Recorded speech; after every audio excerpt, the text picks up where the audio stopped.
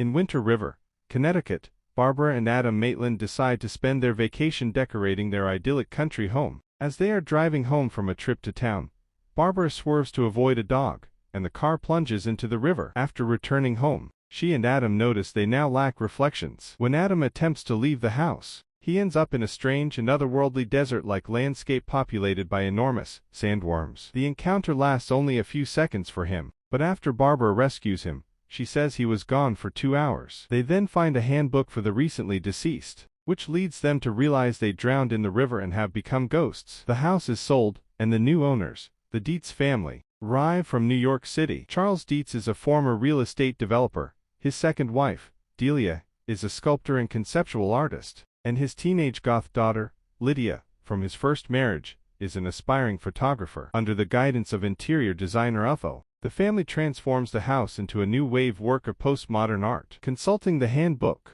the Maitlands travel to an otherworldly waiting room populated by other distressed souls, where they discover the afterlife is structured according to a complex bureaucracy involving vouchers and caseworkers. The Maitlands' caseworker, Juno, tells them they must remain in the house for the next 125 years on pain of a dire fate. If they want the Deetzes out of the house, it is up to the Maitlands to scare them away. Adam and Barbara are invisible to Charles and Delia, but Lydia is able to see them. She attributes her paranormal intuition to her strange and unusual nature. Against Juno's advice, the Maitlands contact the miscreant Beetlejuice, Juno's former assistant and a now freelance bioexorcist, to scare the Deetzes away. Beetlejuice quickly offends the Maitlands with his crude and morbid demeanor. They reconsider hiring him, but they are too late to stop him from wreaking havoc on the Deetzes. The small town's charm and the supernatural events inspire Charles to pitch his boss, Maxie Dean, on transforming the town into a tourist hotspot. But Maxie wants proof of the ghosts. Using the handbook for the recently deceased,